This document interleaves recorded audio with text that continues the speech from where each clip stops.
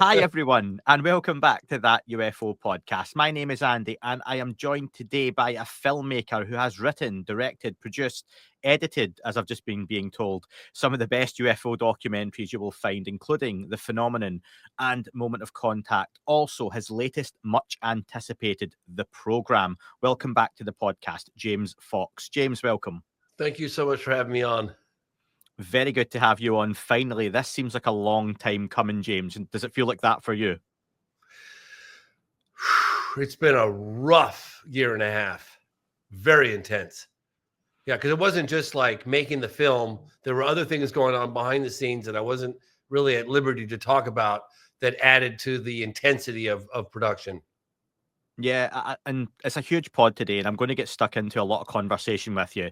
But before we talk about the program, take us through that journey, because as part of that, are you talking about the issues you had with the previous documentaries, and Yes. did that coincide with trying to make and release this? Oh, God, yes.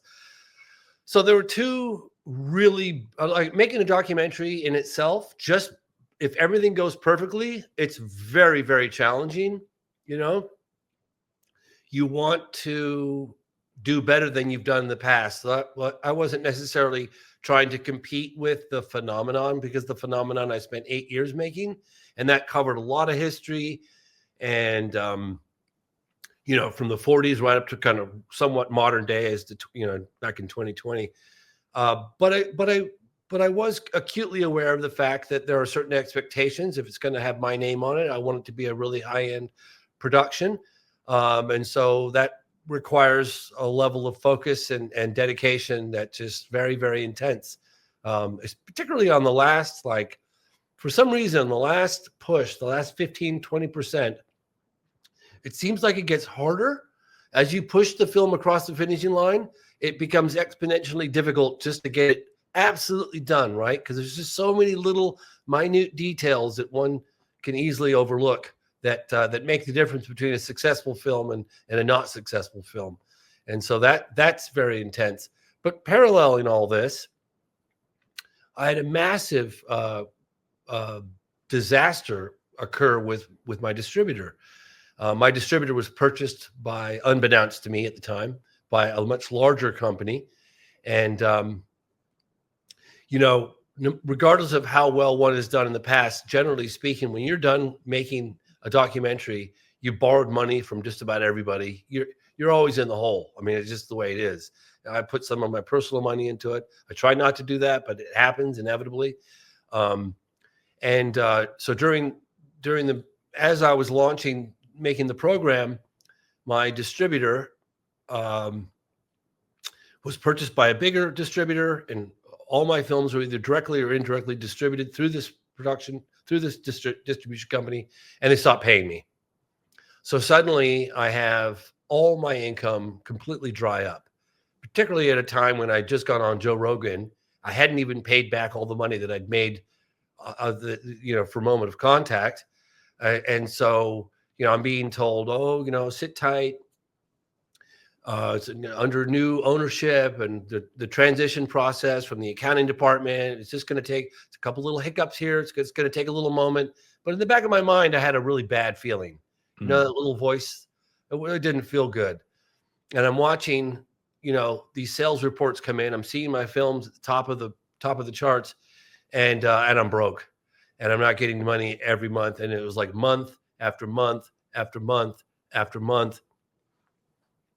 And then I filed a lawsuit. I mean, it felt like somebody was trying to extinguish my career. It was absolutely terrible. And I couldn't talk about it publicly, because if I did, it would be, slander, or, there's a legal terminology basically that they could come after me. And apparently somebody did speak out with specifics, and they had slapped with a multi-million-dollar lawsuit, and there's still defamation, I think it is. So I couldn't talk about it. So I was like, my lawyer, we were filing a lawsuit out of New York, and he's like, don't talk about it publicly. They'll come after you. These guys have got a bank of lawyers, some huge company. And so I'm dealing with that. And I remember every night I was taking like a sip of whiskey just to fall asleep, because I couldn't believe this was happening. I couldn't believe that this could happen. Like, I'm the most independent filmmaker. The one kink in the armor was the fact that I had a distribution company, but I made the movie myself. They're just distributing it to the various platforms, right? And they just take a small cut of the sales. Well, they're taking everything. And it wasn't just 1 month. It was month after month after month after month after month. It's like a nightmare. It's like a slow motion train wreck. It's happening. And it's happening with all my films. All my income was dried up. And I would go to sleep with whiskey at night, trying to work as much as I could during the day. And then the morning I would wake up and I'd slowly thinking to myself, oh my God, I remember a number of times where I was like, oh God, I had a horrible dream last night. I was dreaming that I was getting ripped off and all this terrible stuff was, oh my God, it's not a nightmare. This is really happening. And this was really going on. And in paralleling that, I hadn't really talked about this with anybody. I was trying to get interviews with, members of sitting members of Congress. You know, the first congressional hearings that happened after 50 years that Andre Carson had put on. And they were like, oh, Mr. Fox, oh, you did the phenomenon? I thought so-and-so did the phenomenon. I was like, no, I did the phenomenon. Really? Are you sure about that? I'm like, yeah, I'm sure about that. So I'm sending these staff members of Congress photographs of me in production for the phenomenon in China, in Africa, in Australia, me with Senator Reid to prove the fact that I was. And then all these intel guys, the same individual was telling them not to meet with me. Thank God for Christopher Mellon was on the Hill setting the record straight and telling these intel folks, James made the phenomenon. He's the guy. You should be meeting with him. So I couldn't believe it. I was like, so they cut off all my money, and then someone's taking responsibility, claiming that they did on the Hill the phenomenon. I'm having to prove that, no, I'm the one that did it. And then I'm having to get these intel folks that I'm trying to get interviews with. It was just like, I couldn't believe it, man. I just felt like somebody was trying to extinguish my entire career. And I had a really good friend of mine, this guy, Jeff Melville. And thank God, like he's such a good guy. And I borrowed money from him just so I could keep going with everything. And he trusts me. He knew, I was going to get it. So I remember taking like all this, and I don't want to I'm not here to air my grievances. I felt like I could only talk about a little bit of it about the time for people to understand like what really went on behind the scenes during the making of this film.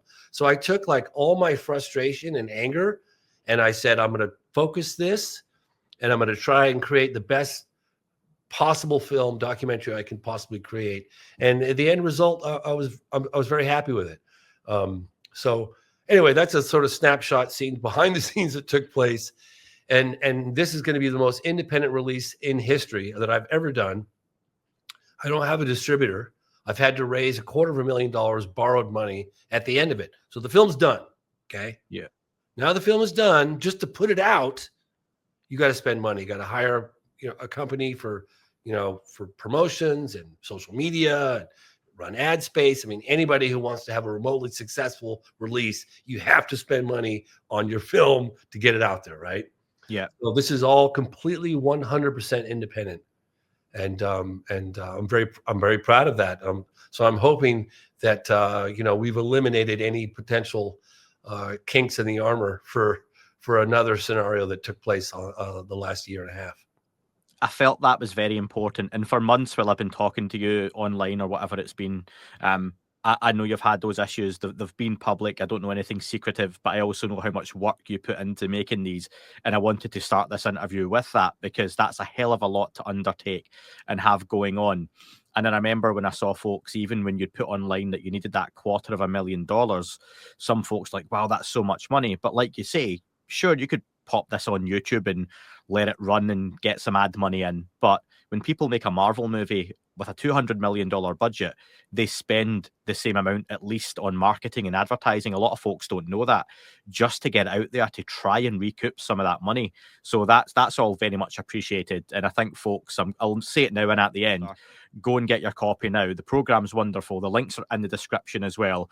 And we're going to talk about the actual content now, James, because I've really enjoyed it. I'm very fortunate to get a screener for things like this to interview you in advance. I pre-ordered my copy on Apple TV as well. So, folks, I've done my bit. I'm not freeloading off the back of all of you who listen to this and give me these opportunities.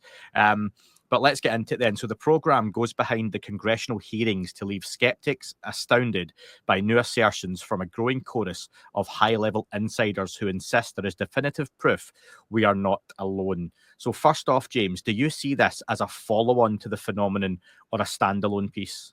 Follow up to the phenomenon. I think it's a sort of natural progression. I mean, I got sidetracked when I did the phenomenon. One of the cases I was including was the Varginha case, 1996, Varginha, Brazil. And I went there multiple times. I edited, I think, about a 15, 20-minute segment. I was probably going to whittle it down to 10 minutes.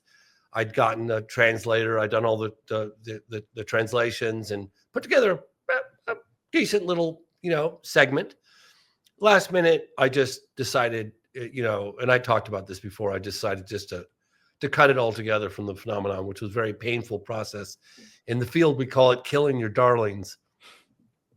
So I cut that out and I said, I'm going to have to make a documentary solely based on this. So it went from the phenomenon to sort of a side project, which was a crash retrieval case that ultimately I learned in that last time of filming in 2022, I think it was 2021, 2022. I was filming in Brazil and I found out the Americans' involvement because one of the traffic control officers in the Brazilian military reported the United States Air Force plane that came in and landed in Campinas and without Brazilian government authorization for that. So I learned about the Americans' involvement quite definitively the last filming session. And so anyway, I focused on that. So I sort of put the sequel to the phenomenon on pause, did that crash retrieval case. It was funny, actually, because during production of that and during the final phases of editing, I had a few rough cuts. And I remember Lou Elizondo, he was reaching out to me and he was going, "You got to send me a copy. I need a screener." I said, "Well, Lou, the film's not done yet." He goes, "I don't care. I need a screener of that. You don't understand who's watching this on the Hill right now." So I'm sending Lou screeners. Little did I realize that, well, a year later or less than a year later, we were going to be having congressional hearings with David Grush testifying under oath as to a crash retrieval program. Never in all my years did I ever anticipate that happening, right? So in any case, so when I got into making the program, those were real inquiries for me. It's like I'd sort of lost track on what had happened from when I'd stopped making the phenomenon back in the end of 2020 and late 2022 or early 2023. There a lot of probably early 2023 is when I really started filming production on the program. I just never anticipated that the David Grush thing would happen, a high-level government insider that would come forward and testify under oath that the U.S. government had definitive proof that we're not alone. It's pretty cool stuff. It's been wild. What's it like, though, making a documentary on any particular topic, especially UFOs, where it's always changing and evolving? Because you must have an idea of, I'm going to make this. But as you do it over, 18 months, something happens, something changes. How do you work with that? Every time, I got finished with a pretty solid rough cut of the program. I didn't have a title for it for a long time. I wasn't sure what we were going to call it. Actually, the working title we have, I'm looking on the wall right here, is What We Now Know. But that was a working title. I never intended it to be the ultimate title. But, inevitably, there were some new developments. And so I paused and I went back into the field, got the camera crew back together and went to DC and went to Pennsylvania. And I actually had an individual fly in here from Washington, DC to my home in Vermont and do a series of follow-up interviews, and then incorporate that back into the film and, get it out, crank it out as quickly as possible because things are developing so quickly right now that it's going to become yesterday's news, right? So I don't think I ever worked as hard and as quickly as I could to keep this current and relevant. Yeah, and the narrator, Peter Coyote, so it's written and directed by yourself. Lance Mungia also writes it alongside you. Peter Coyote has got a wonderful voice, and he's obviously worked with you previously on your pieces. He tells us in that introduction that Congress over the last few years has only begun to learn about the UAP UFO topic, the cover up, the black budget programs. And for you, is that really important to remember that while we're getting this political progress, a lot of folks are frustrated at maybe the level of knowledge these representatives have, but their knowledge is at the beginning. It's still minimal. They are getting everything thrown at them at once. And is this almost the start of a new fight or a new phase of discovery? Well, I've been hearing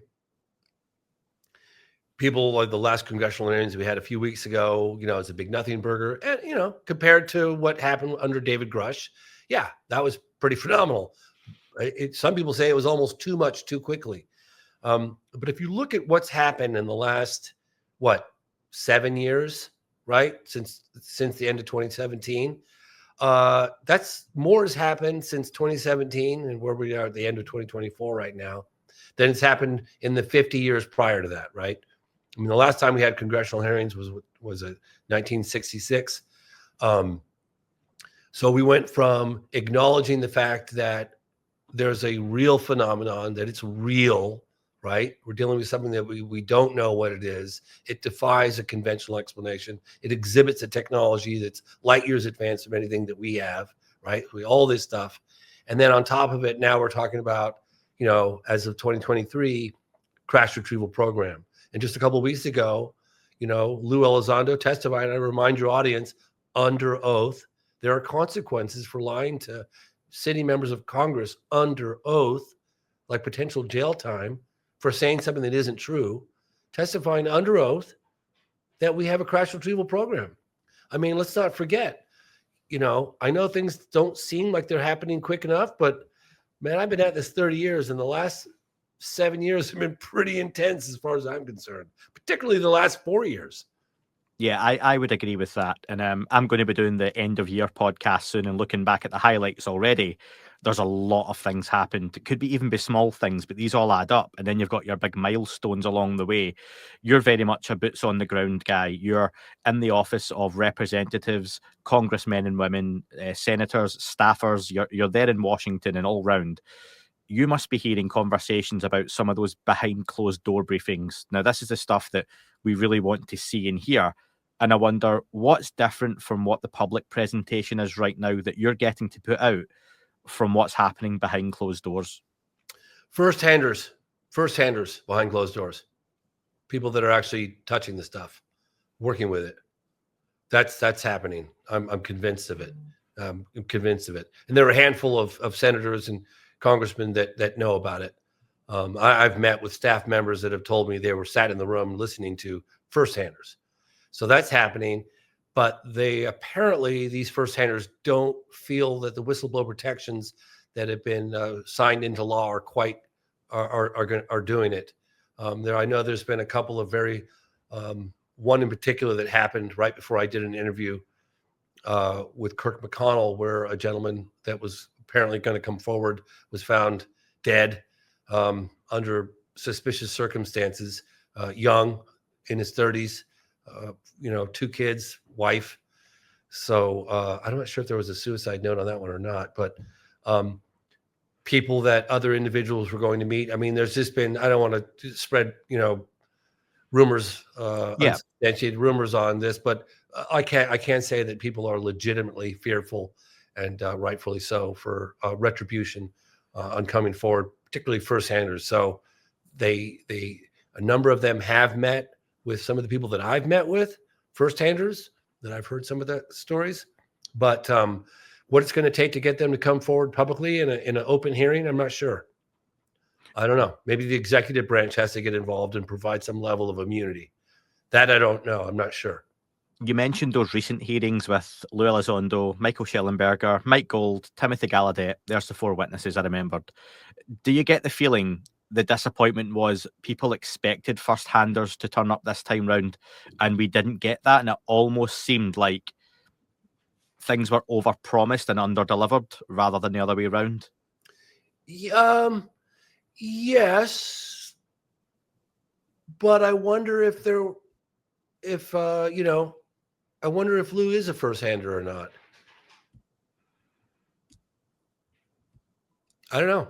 I think there's more to Lou than what we might know or not. I know some people criticize him as a government insider or whatever, but everything that he has said aligns with my research in the field. You know, has Lou handled some of that debris? Maybe he has. I don't know. He sort of made a definitive statement about a crash retrieval program, and he made that under oath. Yeah. That was a big takeaway from the day. And Yeah, you've just mentioned. Go on. Yeah. Oh, well, I'm just saying he made a pretty definitive statement about a crash retrieval program. I'm sure he knows more than what he read in a book. Yeah, I would imagine there's more that wasn't in the book, which again was always going to be a frustration for folks, but time will hopefully tell on that one. You mentioned Kirk McConnell, and he appears obviously in the program. He says himself this is probably the first time he's spoken on camera, or one of the very first times ever, about the UFO UAP topic. He researched it from 2017 to 24. Can you tell the listeners and viewers right now, why is Kirk McConnell a big player and a big get to have on camera talking about this subject? Well, Kirk has lived his life in the shadows. He had no intentions of ever coming forward. In fact, I'm trying to get him to participate in just one promotional thing that we're doing when the film comes out.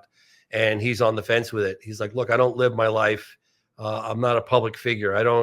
I'm behind the scenes. I've been investigating as part of the Senate Armed Service Committee with the high level and security clearances since 2017 into 2024, and he's reluctantly come forward because he felt that Sean Kirkpatrick and the likes have not done, not been forthcoming, and that he needed to do more. He stepped down from his position this year. And then just a couple months later, decided to participate in the film because he felt like there was a big injustice on what was happening with the people that were coming forward and risking their careers, and some could say more than that. And Kirk decided to put his neck out and risk coming forward and saying as much as he could without going to jail, without violating his security oath.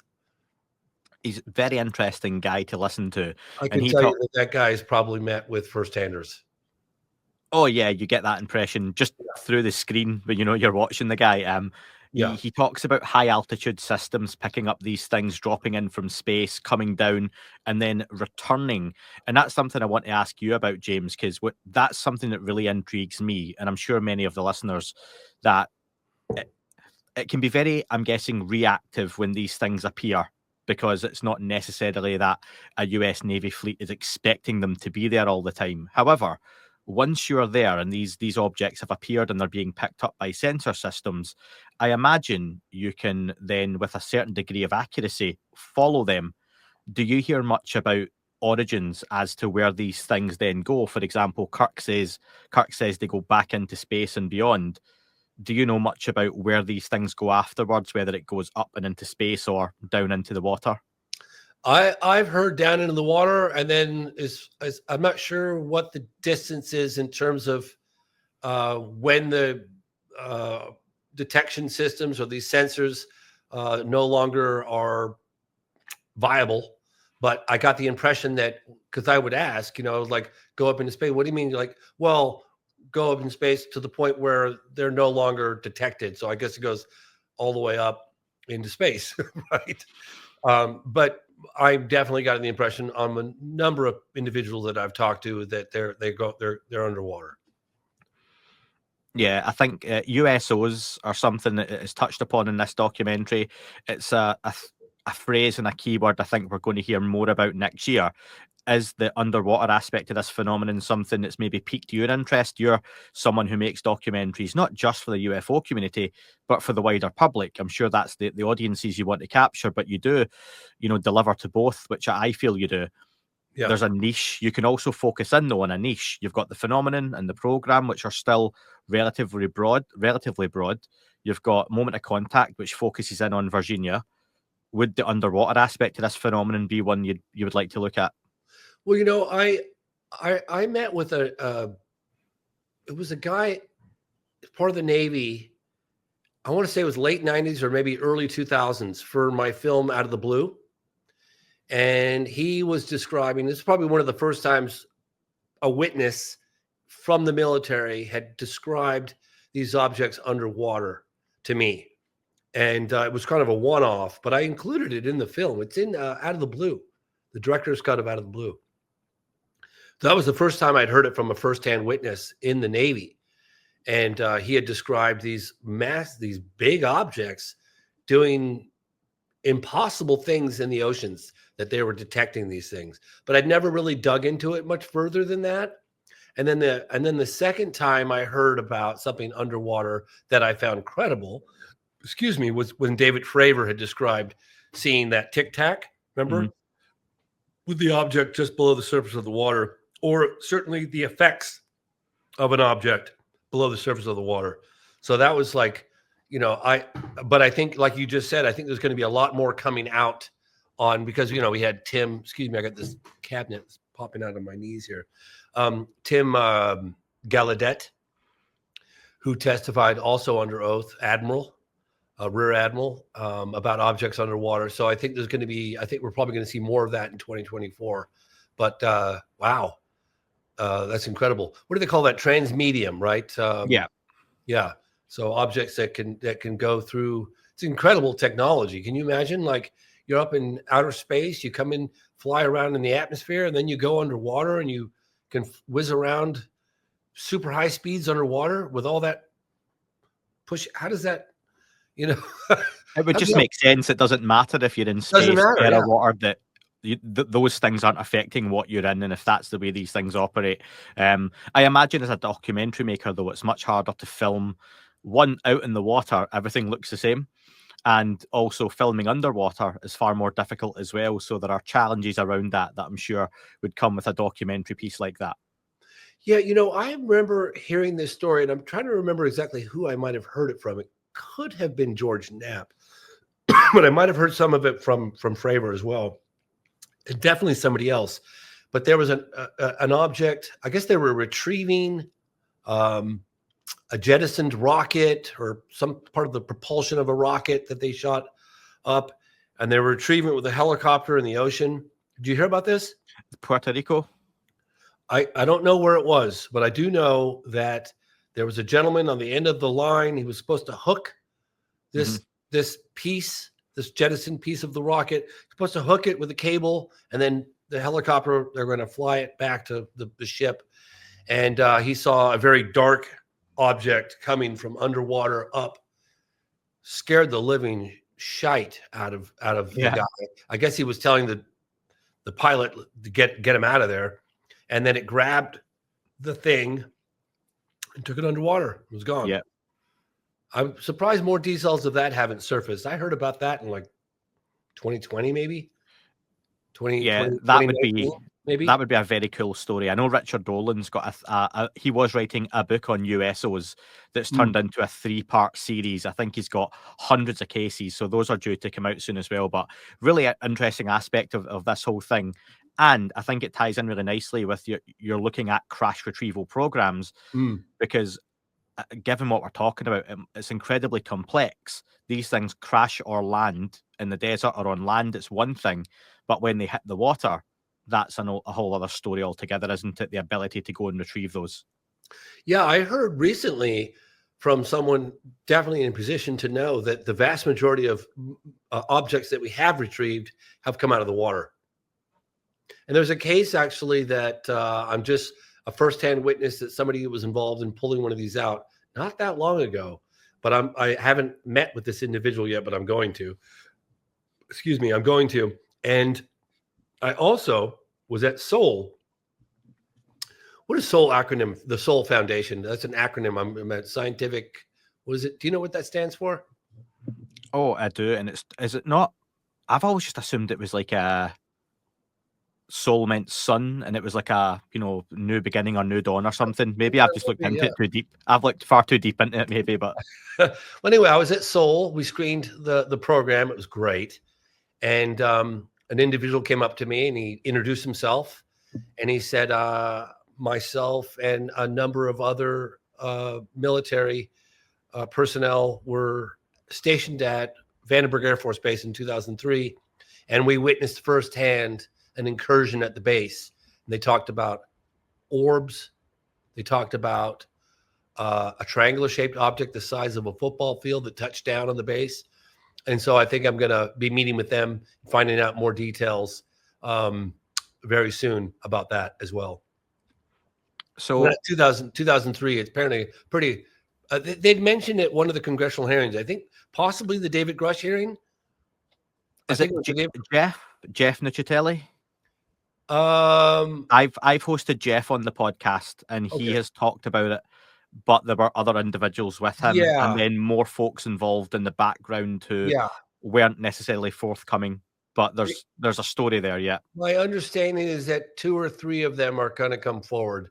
That's the impression I got. I've been kind of focused on getting this film out for the next couple of weeks, but there are some other cases I'd like to stick my teeth into, and that being one of them. I'm actually thinking about doing an event at the National Press Club, kind of similar to what I did with Leslie Kean back in 2007. You know, because everything's happening so quickly right now, I feel like it would be more current to do an event at the National Press Club. I can document the whole thing and crank out a film on that and put that out immediately. So people can really see this stuff happening more in real time. We'll get to that, James. Just get the program out first, get some of your money back, and then you can move on to that one. Give yourself a couple of days rest. I want to take you back, though, because something that's brought up here is the Wilson Davis memo. And I think in any piece on crash retrieval programs, you have to bring up. So this is a conversation that's been talked about many times on the podcast, and others, you've talked about it previously, between Admiral Thomas Wilson and Eric Davis, very well-known physicist, scientist. And it happened in a car park, in the back of the car, chatting about crash retrieval programs. Admiral Wilson has never come forward and never really spoken about this, but he always denied, and including within the memo, if it's ever come out, I'll deny it, which is the standard line. Do you think the Wilson Davis memo, though, has a big say in any potential official government disclosure still? You know, I wrestled with that one, and I spent a lot of time trying to just kind of simplify the chain of events that occurred that led to that memo. You know, reaching out to Eric Davis, reaching out to Hal Puthoff, reaching out to staff members to find out what's happening with Wilson himself, Admiral Wilson. Like, that's the nice thing about that memo, is that there are names in that memo, lots of names, and none of them are redacted, right? So it's funny, actually, because they didn't subpoena him, but they said, we want to bring you in to a skiff. This is fairly recently. And Admiral Wilson, wasn't he head of the DIA as well? I'm not sure. Yeah. Anyway, Admiral Wilson said, well, I'm going to say the same thing in the skiff. I'm happy to come in, but I'll say the same thing in the skiff as I said, as I'm telling you right now over the phone. So Admiral Wilson held true to that. He did say that if this ever leaks, I will deny it emphatically. And that's exactly what he's done. However, I don't know if you've noticed that other correspondence between Christopher Mellon and a high-level government official that appears towards the end of the movie. Yeah. So because that had come out and Chris had talked about that a little bit on his X feed, but he's like, hey, James, if you want to include that in the movie. Yes, I do. He's like, you really need to come to my house. We need to talk. I need to give you the background on this memo. So it's one of the things I'd stopped production and I'd gone back to filming for a number of follow-up interviews, that being one of them. But I'm told that an unredacted copy of that, and that's got names, particularly names of the gatekeeper, fairly recent, just a couple of years ago. Those have been provided to select members of Congress and staff members. So I think even Burchett had seen an unredacted version of that. So they have, allegedly, they have the name of the gatekeeper right now. Or certainly was the gatekeeper fairly recently. Do you think Wilson is still involved in any way, shape, or form in the UFO topic? Sorry, getting back to that. I just, I think it's one of those memos that triggered more digging that possibly led to other things, would be my guess. Okay. But again, I was told, because I was like, well, look, a couple of things. I remember going, why doesn't anybody get the ICIG Thomas Monheim into a skiff? Because apparently he's given street addresses. He's given all the details needed to verify the claims from David Grush, and apparently another person that we that on the record, well, it's on the record, but whose name we have is Admiral Wilson. So I wouldn't have included that memo had I not believed it to be a legitimate meeting and a legitimate memo. As unfortunate as some people might say, the fact that it did leak out, I'm happy it did. And I think ultimately, I would imagine Eric Davis, despite what he would say publicly, I would imagine he probably feels a little relieved as well. No, I would agree. And it gives people like me something to talk about, which is always fun. And anyone else who's interested in this subject, it's as close to a smoking gun as we have. It's tantalizingly close to getting that proper confirmation of here's one of these programs. And we seem to be getting more and more of those knocks at the door, don't we? I did like, quick sidebar, you have a public section in this where you've gone into the streets of Washington and you've stuck your microphone in people's faces, haven't you? And just said, what do you think of the UFO topic? Why was that important to you?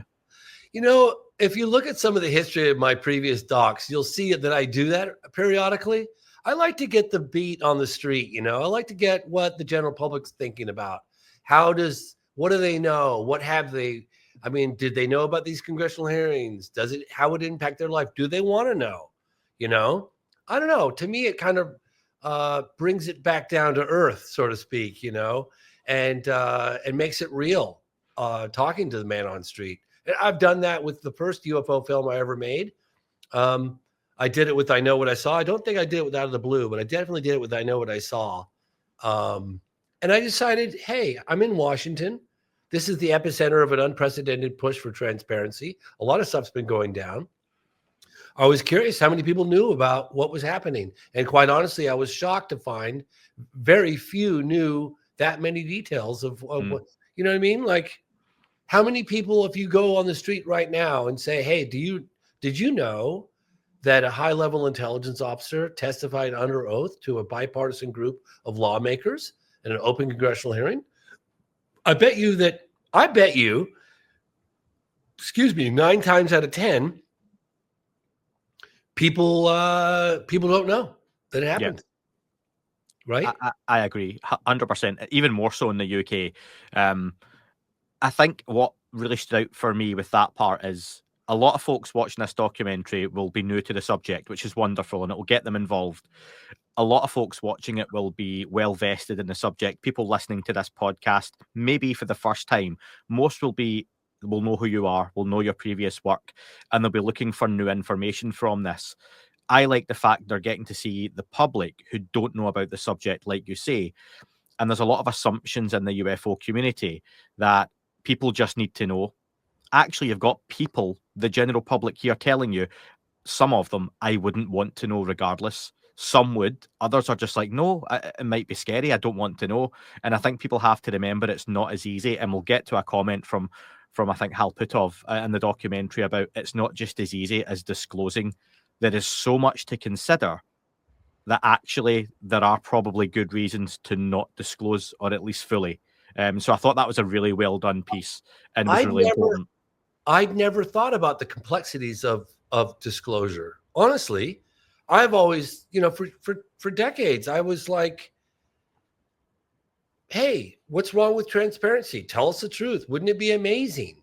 Wouldn't it be amazing to discover that we're not alone in the universe? It seems to be the age-old question, right?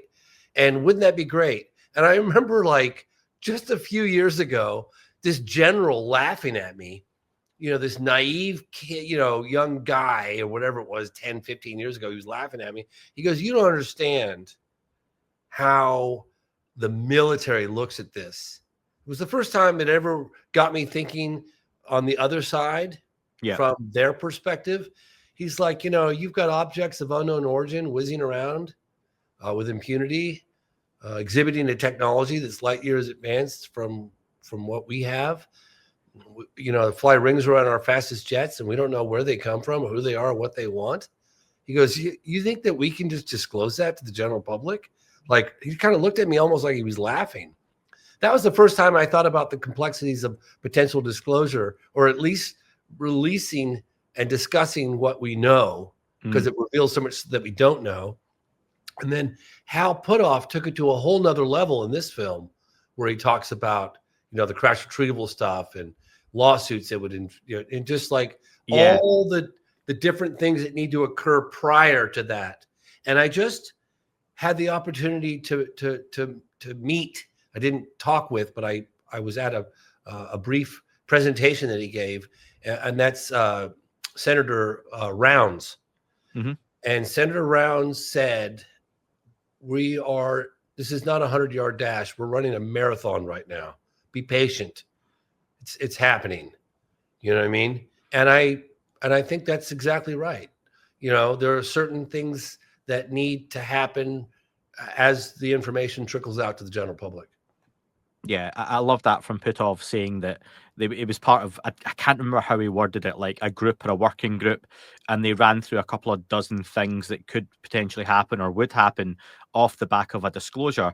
And like you mentioned, companies suing each other because company X has materials given to them by a US government. So now that technology is patented. That technology could then be released for commercial use. But that means companies Y and Z weren't given that from the government, which means their stocks then plummet and company X becomes the premier. All that kind of stuff. People might go, it doesn't matter. It does. That literally affects our entire world economy in an instant.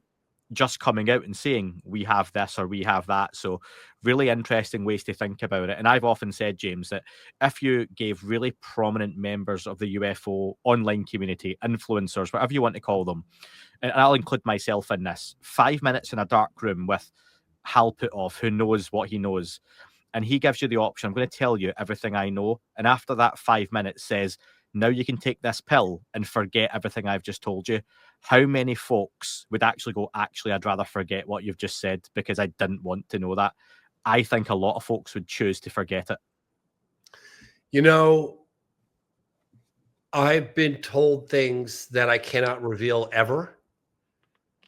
And I don't know if my life is any better knowing those things, because I can't share it. Because if I do, that'll be it. That'll be the end of my career. No one will ever trust me ever again. I can't talk about it publicly because I can't back any of it up. I have no evidence to support it. And I've honestly remember thinking not too long ago, is my life better knowing those things? I mean, I'm glad, I guess, I know them, and I feel privileged to know them. But be careful what you ask for. You just might get it. And I don't know if my life is better. I look, I'm going to push for government transparency, and no matter how scary it is or whatever the reality may be, we're all entitled to it. But maybe there's a reason why a handful of people have decided not to give us the full picture. I was talking to somebody just a couple of weeks ago. It might have been at the Soul Foundation. Somebody that I believe would be in a position to know, who guesstimated that there are only about 20 people on the planet that have the big picture. Boy, I'd love to get the big picture. I really would. Screw it. Even if it's scary. And I'd like to get it out there to the public. I think we should all, right? Reality is reality. It's not going to change. It is what it is. Maybe there would be a little panic, or maybe, I don't know, unsettling, or maybe it would have an impact on financial institutions or religious institutions. But hey, man, the reality is reality, and we should be entitled to it, I feel. So the stuff you've been told, you're not going to tell me that. You've just said, obviously, I can't. You're never going to. I wouldn't. I even said, can I say I heard it and not use your name? And no, we can't do that. I was like, okay, all right, well then I can't even talk about it at all. But does knowing that influence your work?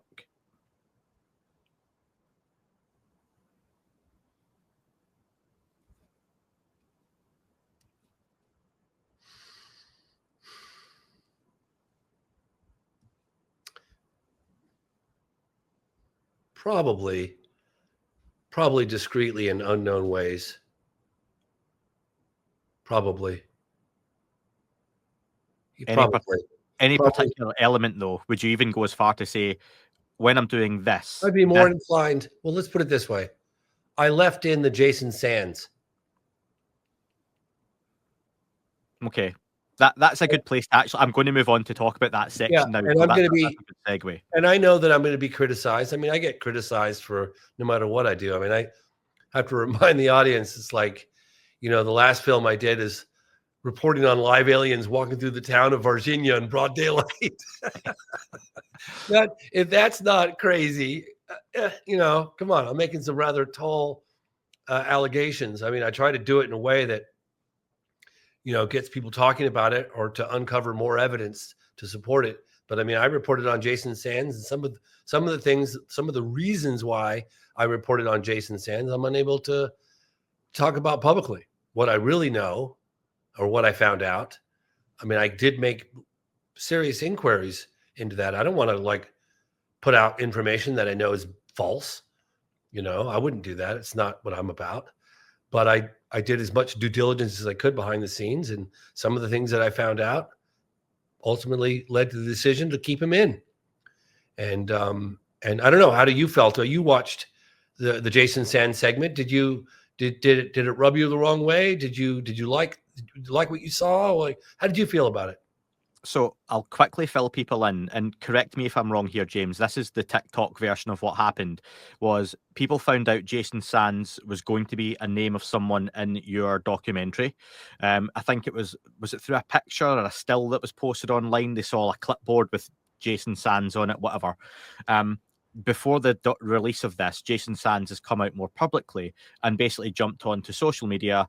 He appeared on a Twitter or X space for a couple of hours and shared his story. And it was sort of unfiltered, uncensored. Here's my thoughts, opinions. And that was part of the issue a lot of folks had, was he seemed to share his story, that he would say this is what happened, but also a lot of opinion got mixed in with that as well. And people then took that and ran with it, which you must have been frustrated seeing that, because you've got this piece that you want to put in the documentary, which now has a different life of its own that you've not had control over, and it's come out. What I thought about that particular piece was, I'm glad you left it in, because I think you have to let people make up their own minds. The way I've looked at this Jason Sands situation, I'm happy to hear information like that. He is an individual. Even just listening today to Ross Coulthart and Bryce Zabel's podcast, they mention the program. They mention Jason Sands, and he is who he says he is. He did have that position. Ross Coulthart mentions he's a guy who worked out at Area 51 and whatnot. I would then say, look at David Grush. He is who he says he is. He had an incredibly high-level position. David Grush was just more reserved. He said some spectacular things, but there was a line he didn't cross. And I just wonder, is this a really good example from a PR point of view of David Grush done this the right way? And Jason Sands not appearing in the program, but coming out on social media unfiltered and just going, bleh, wasn't the way to do this. And they're both pretty similar stories in a way, but they've got two very different perceptions. I'm glad it was left in, because I like to make up my own mind on these things. For me, very interesting. It's a story that I would need to trust people like yourself, that the due diligence is there, and there's a reason, like you say, this is left in. But I'm on the fence. Well, yeah. So I have no one to blame but myself. I periodically post production updates and photographs and stuff of that nature. And I accidentally posted a picture of a clipboard that was in the scene. And if you zoomed in, it was written J, the letter J, Sands, S-A-N-D-S. I think it was like 10, 15, 20 minutes after the fact. My phone was blowing up, and it was like, you just revealed his name. And I might have deleted, I think I probably deleted the post, and it was very frustrating for Jason Sands, and I felt terrible. Again, I have no one to blame but myself. I did not write his name on the clipboard. Somebody in production did, but I'm the director, and the buck stops with me. So again, it's my fault. And but because of that, and I think that, Jason was quietly for several weeks watching all this chatter online, and I just think that he just wanted to set the record straight and go on and join the chatter, which was shocking to me. But hey, he's a grown man, and I'm the one that blew his cover, so I'm not the one online. Like, I could see him wanting to set the record straight, or to speak up. Now, during all this, I was meeting with staff members that were investigating House Select Committee on Intelligence, Senate Armed Service Committee members, and they were telling me off the record, this guy fully checks out, his credentials check out, he is who he says he is, he was where he says he was, and he is even named. One individual told me that one of the names of the programs that he had mentioned, which I didn't even want to hear that name, that he got in trouble just for asking about it. So that the guy's like, look, man, he might have PTSD. God knows what he was subjected to during his time in the military, but that guy is who he says he is, and he has classified information that I have verified. Like, he's legit. So based on all that, during this time, he decides to apply for the DOPSR process. I would look up what the acronym DOPSR stands for, but it's basically approval process for a potential media interview, or if you want to write a book. And so he got that process going. I know it took him several months. And during that time, I was also got some help within the intel community and located the individual who debriefed all the other on-duty military folks that were with him during that encounter. So we had that was going on. I had the names of the other 3 on-duty military folks. I think it was 2 men and a woman. And we had the video that leaked out 3 days prior. There was an incident of an unknown object that was, and we got the radio chatter. I had that kind of cleaned up with the sound design guy, which made a lot of it audible. And so I was working on that. Found the individual that claims to have debriefed all 4 of them, maybe more, because it was a convoy. But there was the head truck got the closest view, because they're the one that stopped right there and interacted with this individual. And that person didn't say it didn't happen. It didn't say it did happen. It was just like, there's no comment one way or the other. Then we, Jason Sands located one of the 3 individuals who responded and started a conversation online. And as soon as we mentioned the encounter, that individual ghosted us. It wasn't like it didn't happen or it did happen. So because we have a date, because we have a location, because we have an individual, Jason Sands, who's now fully come forward, who's been approved by DOPSR, I decided to keep the story in, and with the hope that additional information will come out, because it's hard to find additional information on something that you don't know about. So the fact that he's putting his neck out, he's willing to testify, by the way, publicly, under oath. He's also willing to take a polygraph test publicly, under oath, to do all these things. So I think that we have his military records. We have photographs of him in the military. He served our country, and I don't think that he should be dismissed.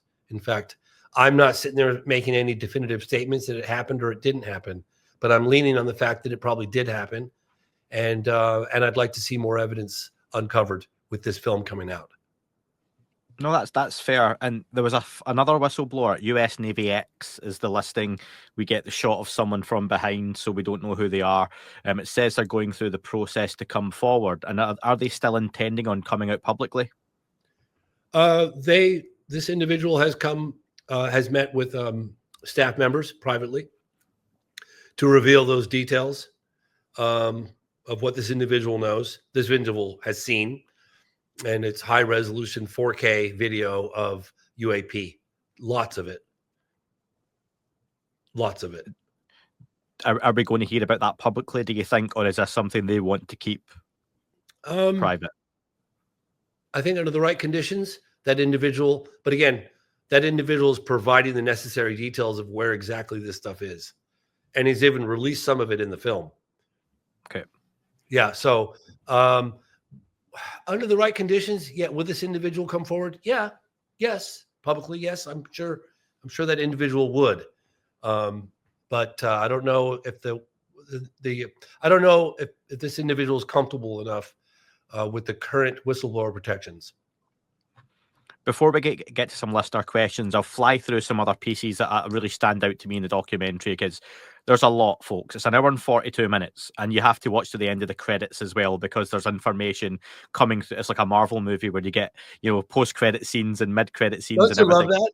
I love that. Oh, brilliant. You get your money's worth. But yeah, I like that. I like that too. It flies along. There's a section stealing the truth. You've got Gary McKinnon. Now, this is a big get. If Kirk McConnell's a big get and doesn't come forward often, I emailed Gary McKinnon today while I was watching the program back. And just because I've messaged him a few times trying to play on the fellow Scotsman angle to get him on the podcast, Gary doesn't do very much. So well done getting Gary on. Gary McKinnon, if folks don't know, was a hacker back a couple of decades ago who allegedly found evidence in NASA's systems of unedited satellite imagery of UFOs and names of non-terrestrial officers, as he says. I love the fact he mentions the old 56K dial-up and having to take 5 minutes to download 1 megabit of data. And what he says he saw is like an image of what he believes is the Earth from space with a craft in front of it. And it only downloaded 2/3 before he was cut off. What's your take on the Gary McKinnon story, having sat in front of the man himself? Well, I remember I was doing my second documentary, starting out of the blue, when that story broke, and I couldn't get to him because it was, talk about a media circus. That was phenomenal. And I remember thinking to myself, now hang on a second, because in 2003. The United States government went to war invading Iraq over this claim of weapons of mass destruction in their possession. And yet there really wasn't any evidence of that. And then the British went along with it, right? Because of the connection between the Brits and the Americans. And so I thought, so if the Americans really wanted Gary McKinnon back to the United States, I would be kind of surprised if England denied the U.S. just because of the historical connection the two have? Or is it the fact that America didn't really want him back because it would be a very public, media circus on what this guy saw and what they're in possession of? So I kind of wondered, was that sort of a tacit agreement between the two? We're going to put this little dog and pony show on? Maybe it was. But anyway, once it all sort of, settled down a bit, I reached out to him because he was on my list. I've always wanted to talk to him. And it's an extraordinary story. And I absolutely believe him. Absolutely believe him. The guy almost went to prison for life over trying to steal the truth. And I love that little, that's one of the taglines in the film, one of the title sequences is stealing the truth. And that's exactly what he tried to do. Excuse me. It's very interesting, and I'll let folks watch that and make up their own mind. But Gary, if you're listening, I would still love to host you. Maybe one day. I'm not getting an out-and-out no, but it's always pushed down the line. You move on to the photograph of the century, the Calvine photo. This is the famous photograph, folks, you may have seen of the diamond-shaped craft in Scotland. It was published almost in the Scottish Daily Record back in the day. James, you may not know, you had, I think, a world first in your documentary here, where you may be the first person ever to put a Scotsman on camera and not subtitle them, and you allowed Craig Lindsay just to speak, and you didn't put the words of what he was saying underneath him, and I greatly appreciated that. You actually correct that later when you have the iPhone interview from the gentleman who is very Scottish, I must say. Why is a fucking ghost? Yeah. And actually, I love that line. And do you know what? One of the subtitles, I'm pretty sure, is very slightly incorrect for him. Oh no. But do you know what? No one will probably notice unless themselves are like very Scottish like me. But I'll tell you that one later on. It won't even make a difference. But it was just quite funny. But yeah, Craig Lindsay comes on. He had kept a print of the original Calvine photo back in the day. This is something you travelled all the way to Scotland for. Unfortunately, I couldn't meet up with you at the time when you were in the UK. But how much do you put into this maybe having legs still? Because we still don't have, as far as I know, and as far as you've said in the documentary, you've not brought the two witnesses forward, but you've come about the closest I've known anyone to getting hold or trying to get hold of those individuals who took this photograph. I think first and foremost, David Clark deserves credit, major credit for making this all happen. David, thank you for your tireless investigations on this case. We would know next to nothing had it not been for all the work that David Clark has done. And David, at the truncated version, David found, I'll back up a little bit further. I had heard about this case in the late 90s or early 2000s from Nick Pope.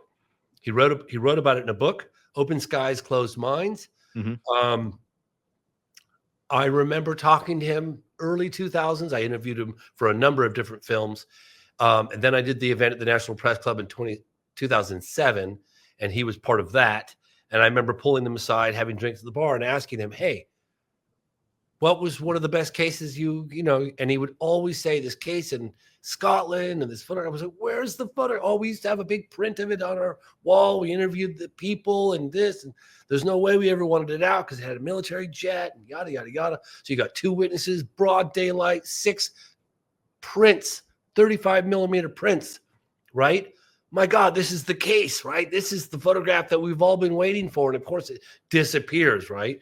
So thank God to Craig Lindsay. And I'd have to say that this is the most information ever seen in one place on this case. No question about it. We've got, Nick Pope, and Nick Pope had to be careful, skirt some of the issues that potentially could still be classified because the MOD made every effort possible to squash this.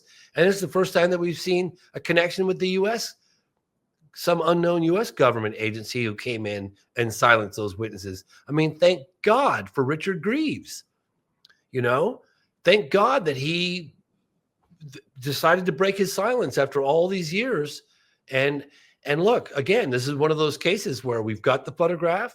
We've got 2 people now that know that interviewed or know the photographers, right? The witnesses. We're missing the witnesses. The chances are they were quite young at the time. They're going to be my age, which is like mid-50s. And the chances are, if they're still alive, they might see this and decide to come forward. This is an ongoing thing, just like Virginia. People think that I've given up on No, I haven't given up on Virginia. I'm going back to Virginia next month. I'm working as hard as I possibly can. I've followed up probably 500 emails on potential contacts, whittled it down to like 11 people. This is an ongoing thing. I don't, you know what I mean? I'm not going to just like start on something and then just forget about it. No, I will go until I can't go anymore, just like I have with every other case. So I think the Calvine, UFO case is one of the best photographic cases in the world, personally. And I think that pilot possibly is still around, right? How old would that pilot now be? The pilot was probably fairly young, who scrambled that jet. That guy's 50, 60? Easily, right? Because he would have been, let's say he was in his mid-20s. Maybe he could have been as old as 30. And that was what, 30? Could be late 50s, early 60s. Yeah, somewhere between 50 and 60. I'd like to see that person come forward. Imagine the information that person has. So, any case, that's an ongoing case. And I think personally, it's fantastic. And thank you, Craig Lindsay, the RAF press officer, who came forward. And again, David Clark got a redacted document through the FOIA request or whatever you guys have over in England. And that said, RAF press officer Scotland, blank, 1990, or who's the RAF press officer, boom, that name pops up, contacts him. I don't know how long it took, a year, 2, 3, but for Craig Lindsay to finally come forward. And that was the only on-camera interview he's ever given. And it's great. Your only challenge you've got there, James, is in Scotland, 50 to 60 is about the average life expectancy. So, Oh um, shit. I mean, Oh, if you tried any breakfast while you were there, you probably know that. So oh, yeah, but I think there's potential for more from that, and it is fascinating, and it is a wonderful photograph as well. And I can assure you, folks, it's certainly not an a small piece of land in the middle of a lake. I don't know if you ever saw this, James, where people said it was someone in a rowing boat. I get if you look at it like it's a magic eye picture, you can go, yeah, that could be. It's not a reflection, folks, for the love of God. And you've probably in the documentary, James, got the best footage I've seen of the area itself. It's yes. actually cleared up in my head what that particular area looked like because I've only ever had the descriptions of it. So that was really nice to see. And if folks think they're going to watch this and not see anything new, there's a lot of new information in here. So I was very much happy with that as well. I'm going to rush through the kind of last part because otherwise I'm just talking about every single thing that happens in the documentary and I've missed loads already. A little comment made by Chris Mellon towards the end about landed and crashed UAP. There's a real differentiation there, if that's the word, around a craft having landed of its own accord. And they used, I think, Kingsman as the example in Arizona and crashed UAP. Yeah. What kind of conversations are you having with these folks, and what's your understanding about why these would be landed craft and we're still retrieving them, as opposed to them having hit the ground and broken up and we're retrieving them? I remember when I was because I got a rough cut of the film done. I'm not sure what month it was, and we went back to some additional filming, follow up filming, because there had been some new developments, and one of which was this memo, this correspondence that was approved by Dopser that Chris Mellon had with a high level government official. It talks about, landed or crashed UAP. And I told this particular intel person that I was in touch with, oh yeah, I'm going back to meet with Chris Mellon about this this document that he has. Talks about a case, specific case, 1953, Kingman, Arizona. This individual was like, yes, good, yeah, good, yeah, dude, I'm really glad you're doing that. I was like, okay, yeah, well, that's a really good one, And then I learned that, according to this individual who I trust, that the craft had just basically come down and landed and the occupants left. I said, well, how do you know the occupants left? Because the doors were open. So they landed the object, kept the doors open, and just left. Yes. Not a scratch on it. That came from 3 different people that I talked to. So apparently the Kingman, Arizona case, the object didn't have a scratch on it. Like it was literally, it landed. It was like a gift. 1953 Kingman, Arizona.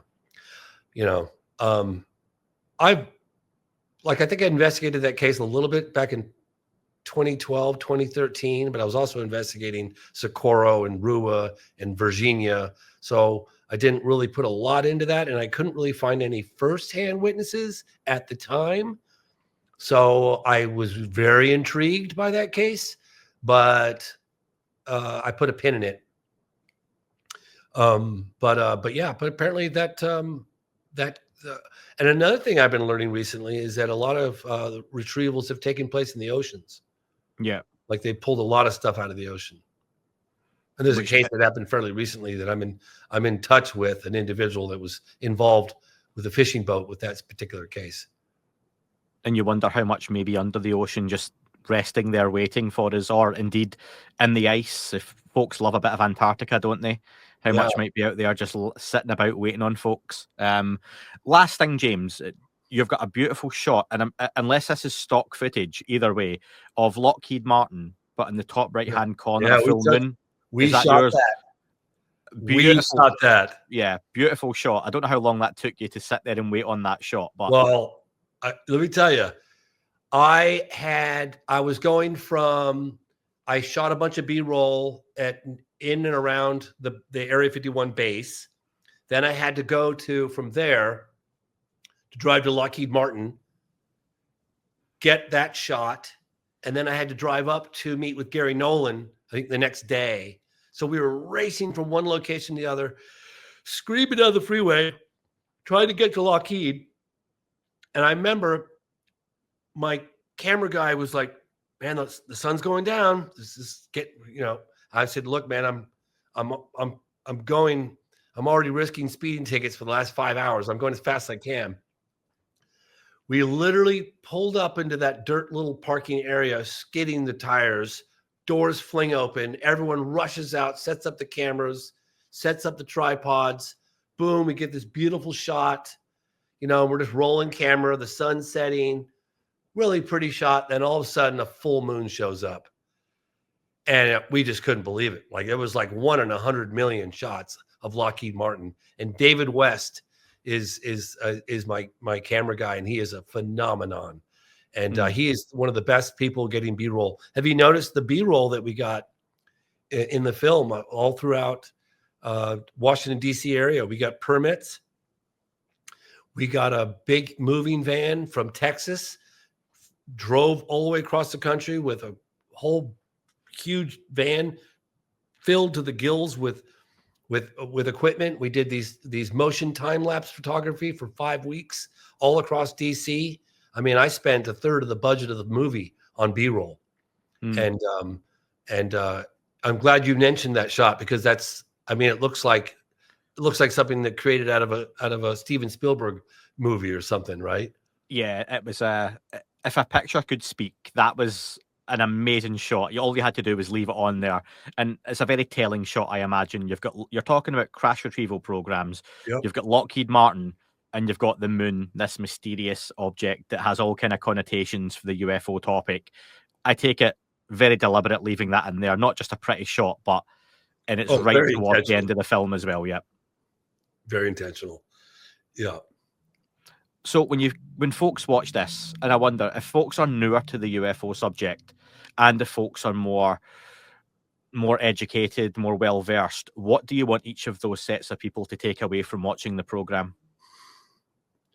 Well, it's the most independent production I've ever done from top to bottom. No executives, no distribution company. This is all us. I want to say something before I forget, and I'll get to the other thing in a minute. The film is going to be up for purchase only for the first 2 weeks, and it's not going to be cheap. It's going to be $19.99, and I understand that's expensive. People wanted me to create a GoFundMe, but I'm not going to ask for free money.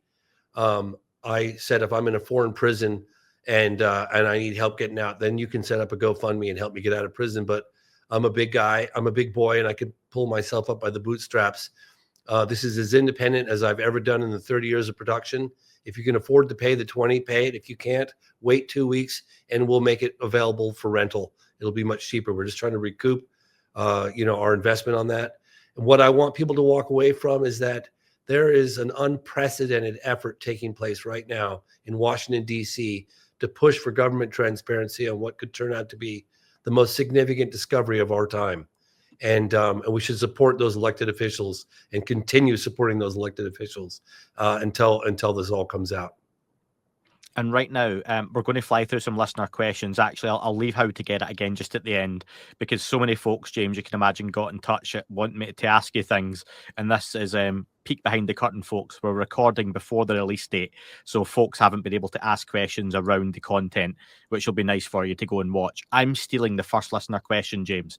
I've asked you this every single time I've spoke to you, and I'm going to keep up my run. Are we going to see that Chuck Clark footage? I got asked that earlier today. I saw it actually a year ago, right here at this table where I'm sitting. A guy came and showed it to me, and it was really degraded.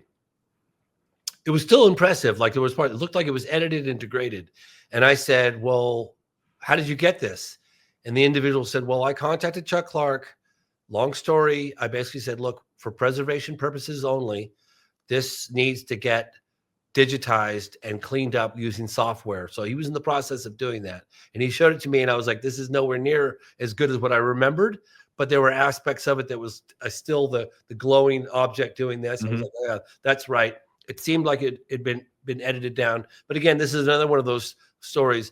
I know that Logan Paul was talking about releasing his, but he's like, it's good, but it's not that great. Yeah. And Chuck Clark publicly said, I'm going to sue your ass if you print this. Now, since all that has gone down, I went out to Area 51. I was part of a conference where I got invited to go to Area 51 with a group on a bus. And so I went out there and I talked to some people out at the Little Alien, because that's where Chuck Clark had it. He used to live out there by the Little Alien for well over a decade, might have been 2 decades. And so they all know about that footage. They've all seen it. And the woman looked at me and I started talking to her about it. Who's the person that shot it? And she said, this is the daughter of the owner. She said, do you think we're that stupid we didn't make a digital copy of it back then? So I'm hoping that enough people put enough pressure on. I tried to get George Knapp to go after it. Chuck Clark was willing to meet with George Knapp, and George Knapp has done things with him in the past, exposés and things of that nature, late 90s, early 2000s. So, George Knapp was going to go do that. He got busy. I don't know. So to answer your question, do I think it'll come out? I do think it'll come out, and I won't stop trying. I don't know when. It'd be nice bonus content on one of your features. So I'd pay the $19.95 just for that. So. Hey man, I've been trying to, believe me, I don't give up on things. I put a pin in them and I come back. I've got so much on my head, and I've said this before, I won't waste listeners' time because this is their time. But in my head, what that looks like, I need to see it because I've got so much like this is. Anyway, listen, let's move on to the listener questions. Valise, how many additional whistleblowers does James know of who refused to be interviewed for the program? Well, all I know is that there's been roughly, I think it's just under a dozen that have come forward behind the scenes, firsthand witnesses behind the scenes that don't feel that the whistleblower legislation that has been signed into law is enough for them to come forward publicly yet. So I'm told that somewhere around a dozen, maybe under a dozen, have come forward behind the scenes. First-handers, people that are involved in working on the technology. James, a lot of folks put at the start of their question to say thank you for your work, etc., etc. But I'll leave all the nice comments off so we can get through the questions. Just assume they're all there. Valise also asked, what's the latest on James's efforts to obtain the historical video featuring a live alien from the Virginia incident? So I've been weekly. I've been in touch with people both on Proton and on Signal, and I've been dealing with people that've been like, I don't want any money, fly out here and meet with me. But I'm like, I am really busy and I'm just going to fly I'm going to fly to Brazil, then fly way north and meet with you. I don't know who you are. Like, are you real? Do you have it? I mean, these individuals have actually taken photographs of themselves. I say, put my name on the thing and show me your face, that kind of thing. So that's an ongoing effort as well. I've whittled it down from hundreds of emails down to probably 11 contacts that I feel like could yield some results. So I'm going back as it stands in January for the anniversary, and we'll see if anything pans out. Peter says, James, there is a program that bypasses constitutional controls in the US and absorbs trillions of tax dollars. In your opinion, who is really in charge of the US? Well, it's funny.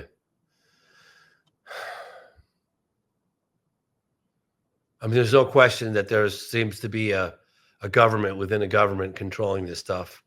That, you don't have to be a conspiracy theorist to believe that. I mean, like case in point, I kept hearing reports of these men in suits that show up, have an omnipresent, no matter what country, they seem to show up and sanitize, threaten, intimidate. So I've known about these folks probably since the 90s from firsthand witnesses. And then, you get these inquiries coming in from presidents and stuff like that. And sorry, someone's trying to blow me up here. That's okay. And they're not happy with the answers they're getting. So it's clearly like, our elected officials are not in control of this. So that just points to the fact that who is. I just recently asked the question to somebody that I trust, that would have the answers. And they said that there were roughly 20, either 20 or under 20 people that have the big picture of what's going on and that are really controlling this. But it does make you wonder. It's like, these folks aren't elected. They're calling the shots. I just met with the new head of Aero, John Klosklowski, Mm-hmm. who told me that, look, man, I can't even part my hair without the DOD approving that. So he's basically saying, you know, I could find out whatever I find out, but I can't share it with the public unless it's approved by the DOD. Like, well, who can override that? I think maybe it has to be executive action, but I mean, have presidents been intimidated? Maybe, I don't know. It's hard to say, man. I'm uncovering these things as you guys are, right? Do you think the incoming president will make a difference then? You know, think what you want about President Trump. Everyone's got opinions on him, but if anyone was going to do it, I think he'd be likely the guy to do it. I certainly got the impression from people that know him that he would be willing to do it. But we'll see. We'll see what happens. We'll see what kind of pressure he gets. I'm sure he'll get. I'm sure he'll get debriefed. Who knows what they're going to say to him? Tim says, great meeting James at Sol. I loved seeing the movie early. Obviously at Sol they played a preview of the programme. Who does James think is responsible for disclosure? Is it the scientific community, the government, filmmakers, or something else? I think it's going to be all of us. I do. I think it's going to be all of us. I never thought that I would be playing any kind of role in disclosure, as small as it is, but it's important for people like yourself. You're doing podcasts, documentaries, people on the outside, keeping the pressure on, knowing that our elected officials get support from the community. That's important to them. We have to keep the pressure on our representatives in a way that shows our support, and just keep the pressure on, because we're living in unprecedented times right now. I don't think they're putting the genie back in the bottle. This is coming out. As part of that unprecedented times, a lot of folks have asked for your thoughts on the drone sightings in New Jersey, particularly right now. What are your thoughts on what's going on there? So, I personally, I have not put boots on the ground. Okay. And you're talking to somebody who believes unequivocally 100% that these things exist. Truly unidentified aerial phenomena, right? Things that exhibit a technology that's light years advanced from anything that we have. Fly rings around our fastest jets, don't make hardly any noise, hover, accelerate from a standstill to out of sight in the blink of an eye, right angle turns, high speed.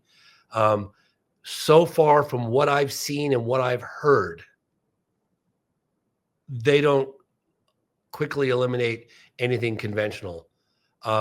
Technologically superior, things that can stay aloft for hours. I mean, my drone, I've got a pretty sophisticated drones that I use professionally for all my films. I'm lucky to get 25 minutes out of them. These are up there for hours. And in some cases, I'm hearing the F-16s are trying to intercept these things unsuccessfully. That's weird. That certainly raises red flags for me in terms of something truly exotic. But the fact that the videos that I've seen sound like either like helicopters or loud SUV size drones as of right now. So what is that? I don't know. Could be a foreign power. I really don't know. But I'm with you on that. Yeah. By the way, I right now haven't seen enough. Last couple, James. Human Neutrino says, of all the interviews and testimony James has compiled and listened to, what, in his opinion, has been the most compelling?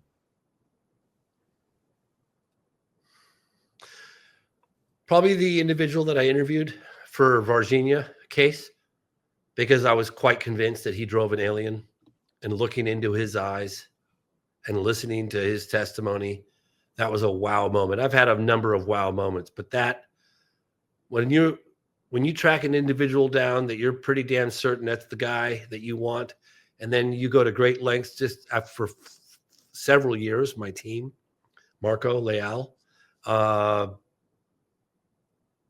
that's pretty intense. When you're looking into the eyes of someone and you go, that guy probably drove an alien around. That's a pretty indelible impression my career. I'd have to say if there was one moment, and I've got a number of moments, but that was pretty incredible. You guys didn't get to see his eyes. I did. Mm. And what it took to get that individual to come forward. It was just a miracle. I think we had an opportunity. We had a sliver of time, razor thin, and we just got in there and got it. Yeah, I like that. And final question, yes, no, maybe, asks, is there anything recently that's given you hope the tide has turned towards disclosure? Oh, yeah. I mean, everything that's happened from 2020, 2017 to date. I know that people sometimes feel that, things are taking longer than it should, or there's a big nothing burger on the last congressional hearing. So, we did have Intel guy testify under oath. There are penalties for lying to Congress under oath that there's a crash retrieval program. Now, that's twice in the last, 2 years or less? Or I don't know what it's been. July of 2023 was Grush. And then what were we, was it December or November? November, right? Yeah, for the recent hearings. So, yeah, I mean, a lot's happening. A lot continues to happen. And I don't think they're putting the genie back in the bottle. I really don't. And we're going to keep the pressure on. I'm certainly going to keep the pressure on.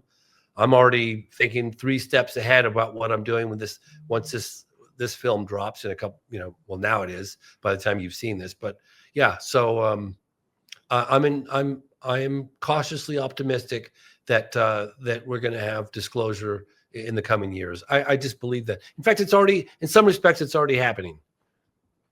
Well, on that, James, what are you working on next? Have you got your head in the game yet for the next thing, or is it just focusing on the program and its release now? Well, the next couple of weeks, I'm focusing on the program. But after that, next month, I'm going back to Brazil. And then after that, I'm probably going to be doing an event at the National Press Club, similar to an event that I did in 2007. Pretty sure I'm going to do that. That would be good. I've kept saying I'm going to threaten to come out to the US at some point and meet some of these folks I've interviewed. So that would be a good opportunity, I think, to do that. But listen, James, final chance. How would you like folks in the first couple of weeks to get their copy of the program to support you best? Apple TV, Vimeo, iTunes, Amazon. Is it Hulu? Might be on Hulu. But yeah, I would say Apple TV, Amazon, iTunes, Vimeo would be where I would go to look up. But you'll be able to Google it as well. Awesome. James, thank you so much for your time. Thank you so much for the program. Genuinely up there. Probably the best UFO documentary I've seen this year. I really enjoyed a couple of them, but this one, as I expected, has all the hallmarks of a James Fox documentary, but there's a lot in there for folks who are new to the subject, and there's stuff there for folks who are more well-versed in it too. So very well done, and I look forward to your continued work. And folks, go buy it. Help James out, given what he's went through, and you heard at the start of the podcast. He deserves it. Thanks so much. I appreciate you inviting me on. That is all for this episode. Thank you very much for tuning in. Don't forget to leave the podcast a review on your chosen platform. Apple and Spotify do make a huge difference to the algorithm. If you're checking the show out on YouTube, please don't forget to like and leave a comment on here as well. Any sharing you do is very much appreciated on any social media platform. And finally, you can listen to shows ad-free and sponsor-free in their glorious full versions by subscribing for less than the price of a coffee on Apple, Spotify. Just search That UFO Podcast Premium. YouTube, you can sign up and be a member, or you can do that through patreon.com. Thank you very much for listening, folks. It wasn't a tic-tac and not quite a saucer, more like a hubcap designed by Chaucer, a little baroque and quite steampunk, like Alice was playing bass for the Parliament of Folk. The little fucker hovered right outside of my window, and when I shoved out the screen, he made it an issue. I don't think